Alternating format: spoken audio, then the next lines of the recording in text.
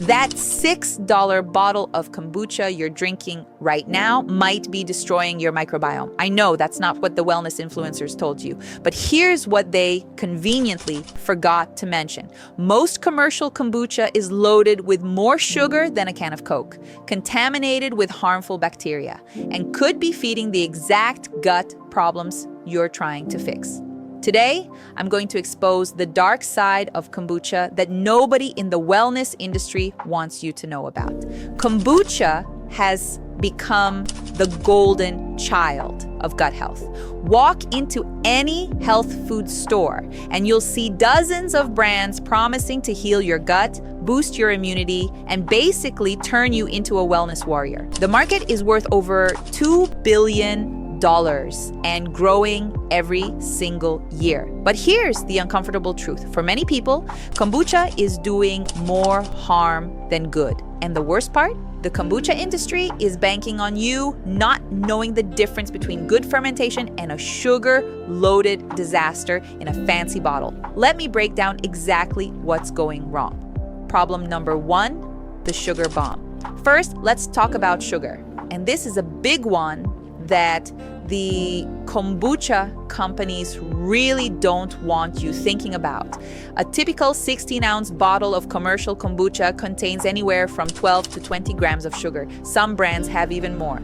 To put that in perspective, a can of Coca-Cola has about 39 grams. So yes, kombucha has less sugar than soda, but that's not exactly a high bar to clear. Here's why this matters for your gut. Sugar feeds the bad bacteria in your microbiome. The same bad bacteria that cause bloating, inflammation, and digestive issues. So while you're getting a tiny amount of beneficial bacteria from the fermentation, you're simultaneously dumping a massive amount of fuel for the harmful bacteria. It's like trying to put out a fire while pouring gasoline on it at the same time. And sure, some of that sugar gets consumed during fermentation, but most commercial kombuchas are stopped early in the fermentation process specifically to keep them sweet and palatable. Because let's be honest, fully fermented kombucha tastes like vinegar, and vinegar doesn't sell for $6 a bottle. Problem number two, contamination nightmare. Now, let's talk about something even scarier, contamination. Kombucha is made by fermenting sweet tea with a SCOBY, which stands for symbiotic culture of bacteria and yeast. Sounds scientific and controlled, right? Wrong. Fermentation is basically controlled rot. And when it's not done properly, you're not getting beneficial bacteria. You're getting potentially harmful pathogens. There have been documented cases of kombucha contamination with things like aspergillus, a toxic mold, and various harmful bacteria. In 1995, 2 women in Iowa were hospitalized with severe acidosis after drinking homemade kombucha. One of them died. Now, commercial kombucha is generally safer than homemade. But here's the thing. The FDA doesn't regulate kombucha as strictly as you might think.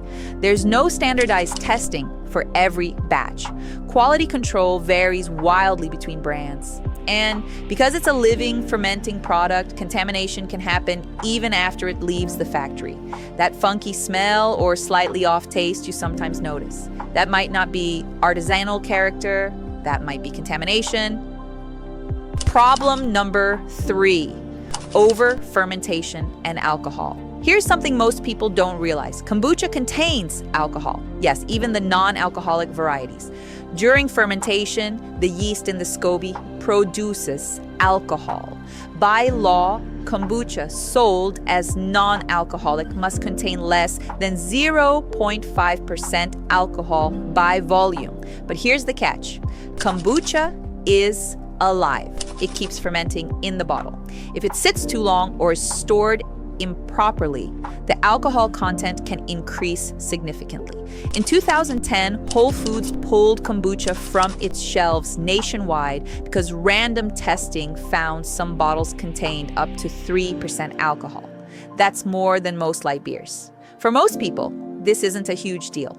But if you're pregnant, avoiding alcohol for health or religious reasons, or giving it to your kids because you think it's a healthy juice alternative, this is a serious problem. Plus, higher alcohol content means more fermentation, which often means higher acidity. That acid can damage your tooth enamel, irritate your digestive tract, and cause acid reflux. So much for gut health. Problem number 4, the probiotic illusion. Let's address the elephant in the room, the probiotics. Yes, kombucha contains live bacteria, but here's what they don't tell you. Most of those bacteria die in your stomach acid before they ever reach your gut. Your stomach is designed to kill bacteria. That's literally its job. The bacteria that do survive, there's no standardization in kombucha production. So you have no idea what strains you're getting or in what quantities. Unlike quality probiotic supplements that list specific strains and CFU counts, kombucha is a wild fermentation. You're getting a random mix of whatever bacteria and yeast decided to grow. Some of those might be helpful, some might be neutral, and some might actually be problematic, especially if you have SIBO, histamine intolerance, or other gut conditions where certain bacteria can make things worse. What you should do instead. So what's the solution?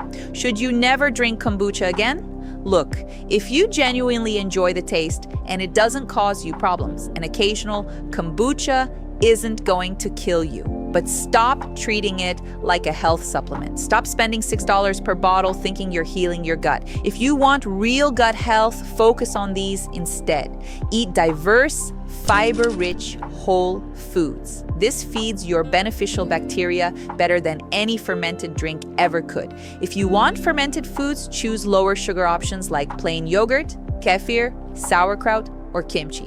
These give you probiotics without the sugar bomb. If you need targeted probiotic support, talk to a healthcare provider about research-backed strains that actually survive digestion and have proven benefits. Stay hydrated with water. Not $6 sugar water with bacteria in it, just regular water. The kombucha industry has done an incredible job marketing fermented tea as a miracle health drink. But when you look past the pretty labels and wellness marketing, you're often left with an expensive, sugary beverage that may be causing more problems than it solves. Your gut deserves better than marketing hype. It deserves real nutrition, real science, and real solutions. So the next time you reach for that $6 bottle of kombucha, ask yourself, am I buying this for my health, or am I buying the fantasy that someone sold me? Choose wisely.